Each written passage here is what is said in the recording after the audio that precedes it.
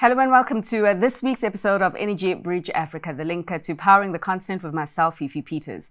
In last week's show, we delved into the role of regulation in achieving energy security. Today's episode, we are looking at South Africa's energy landscape and outlook as a whole.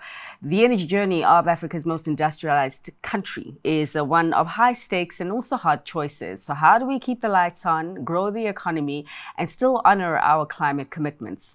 Few companies sit at the heart of this dilemma, quite like Sasol. And on today's Energy Bridge Africa, we're joined by Simon Baloyi, CEO of Sasol, a company deeply embedded in South Africa's energy story, from fuels and chemicals to emerging green technologies. So Simon, thanks so much for your time.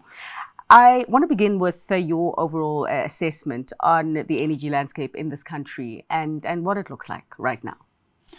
Yeah, thank you, Fifi. South Africa is still predominantly, what I term a fossil fuel energy landscape or system. Starting with the liquid fuels, we're still heavily reliant on both petrol and diesel.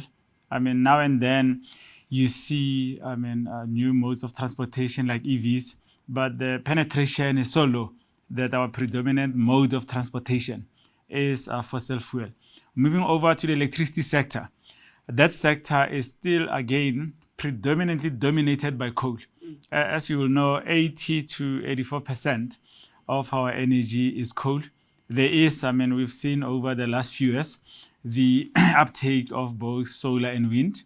You do know about the nuclear power stations that we have and a little bit of hydro that we use as a backup or storage capacity, and now and then we do have those gas turbines. In Cape Town, we run them predominantly on diesel.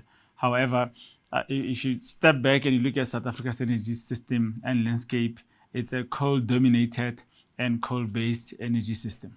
And yet we are still energy insecure.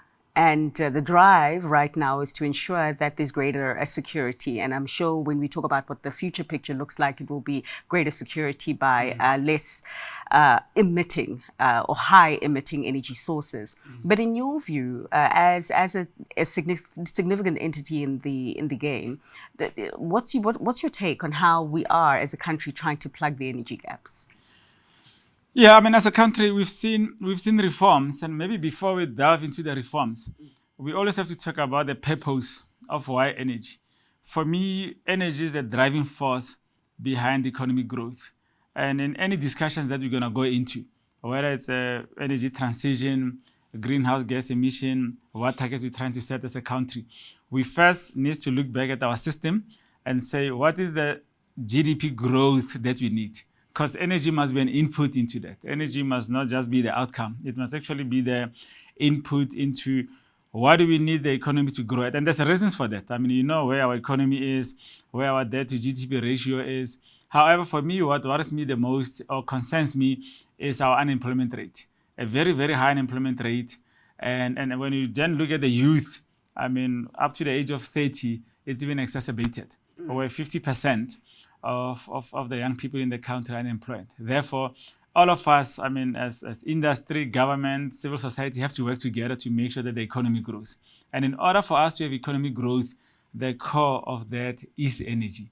And that's what we need from an energy sustainability or an energy landscape point of view. We have to think about economic growth first. So government right now has mandated a new entity in the energy landscape in the form of the South African National Petroleum Company to, in one part, create more jobs, probably for a lot of those young people that are looking for employment, by executing its mandate on removing or shifting South Africa from being a net importer of oil and gas, which is currently the position. I'm interested in your view of the SANPC and its relevance in the current environment.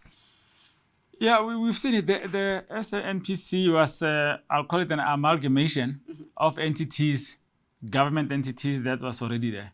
You remember, Petro SA is already an existing entity. So that was put into that pot.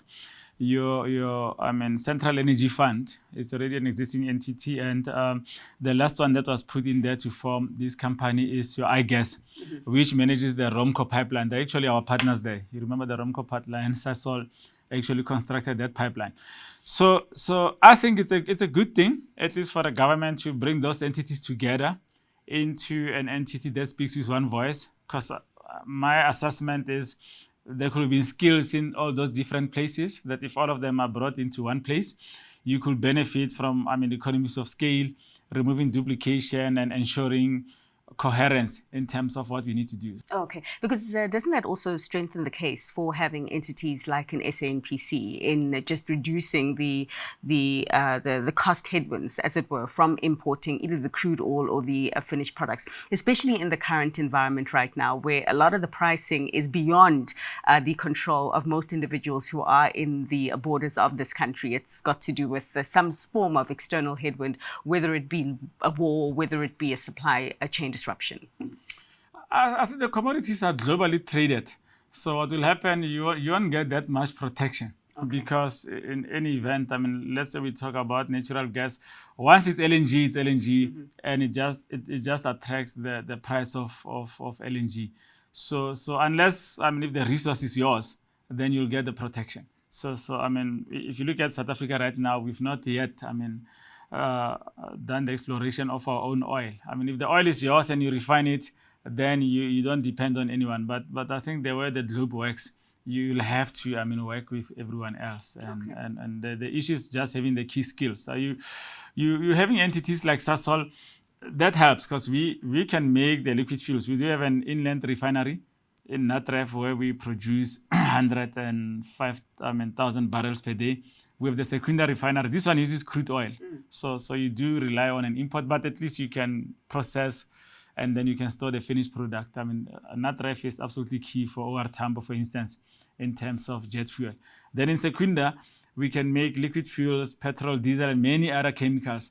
And that's based on coal and electricity, which means we don't need anyone. So Secunda is a standalone without any external influence. So it does contribute to energy security as well. And if you look at Secunda in terms of the volumes, we produce almost a third of the country's liquid fuel needs, and then we produce many other critical components as well of chemicals that goes into various industries. So it does help to explore your own resources. So I do promote as well that we first need to find our resources. Okay. We must first find our oil and gas, and then you think about it, okay, then if I have this, then how do I progress? I think logic does say if you do have gas, in Mozambique and oil and gas in Namibia, it does tell you that South Africa possibly has something, but the cost of exploration is extremely, extremely high. So you do need international partners to do that. So in terms of then finding the resources, refining the resources, distributing the resources, and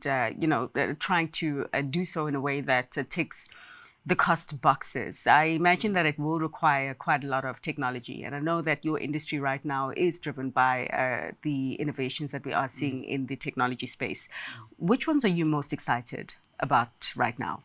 I think for me, the technology that's busy changing and almost creating a revolution is artificial intelligence. Okay. Because what it does, it then allows you to almost map, various geographies, almost do what I call thought experiments to improve the accuracy of your exploration. Because without AI, what tends to happen is then if you follow the conventional means, mm-hmm. you are likely to hit lots of dry wells. So I think the advent of technology that we see in the major oil companies using, it will be something that South Africa has to, hooked onto to just make sure that you can quickly minimize the cost of exploration to get to the final resource. So artificial intelligence, the power that we see in computing, generative AI, I think all of that, when it comes together, it will help in bringing down the cost of exploration and hopefully speeding up, the pace of finding the resources. Just lastly, I want to talk to you about the balance between the energy security of today and tomorrow, but also between the sustainability that's required today and tomorrow. Yes. At the heart, Sasol is at the heart of South Africa's story in terms of our energy needs, which also means that more greater responsibility is placed on players like yourself to ensure that you provide that energy sustainably. How are you navigating this complex? I think it's something that I term just almost the perfect balance. You'll have to balance, the planet's needs. You have to balance the business needs, and you have to balance the people's needs. And that's where the phrase where all of us coined the just transition. because this is not about shutting down. It's about adding on. It's an additionality principle. I mean, if you look at what we're doing now at Sasol, when we did our CMD, we're very clear to say we see the importance of the Secunda facility. That's a coal facility. So we will keep that and we'll actually maximize production from that because its socio-economic impact is massive. 1.4 million South Africans, if you look at both inputs and outputs, are dependent on that facility. So you can have 1.4 million jobs that just evaporates if you don't have it. So you have to have that in mind. Then you say, but we have to transition because the climate change science, it is, you can't change it, we can't deny it, we know it's there. Therefore, you see Sasol being even a leading entity in the adoption of renewable energy. I mean, we're already now at 750 megawatts. We committed ourselves to procure up to 1.2, and now we've actually lifted that target up to 2 gigawatts. And that is done on the back of the facility that we have, because this facility actually uses lots of coal-based electricity. We can now just substitute it. We can substitute that energy, we can maintain the facility, we can maximize production, and we can create more jobs, and we can move the skills around. Or it's a plan that is continually revised as you move down the Of path course, because yeah, you realize that if the it's not targets realistic- are not Yeah, realistic. if it's not realistic, what's going to happen is that you're going to just move away from it. Absolutely. You're just going to say, it's not more 2030, it's now 35. You reach 35, you say it's 2040, because that's the wrong plan. Because the right plan is, how does your energy mix looks like? And we all agree. Then we look at that, how much gigawatts will be added on, what employment does that support, and what economic growth that support. And if we all have that, we say, what is then the CO2 outcome of that? And then what do we do more if we need to do more? Then we Simon, do I more. could continue with this conversation, and I'm sure it's continuing in other corners. But unfortunately, I have to turn the lights off because we are out of time. But nonetheless, thank you so much for sharing your valuable insights, necessary the transition, but also an approach that is pragmatic is also of a great importance here when we do talk about the transition. In conversation, of course, with Simon Baloyi, CEO of Sasol, who did give in and weigh his thoughts on the complex path between energy security, economic growth, as well as sustainability. Thanks to yourselves for watching, as always, as we wrap up this episode of Energy Bridge Africa. I hope to see you soon, but it is goodbye for now.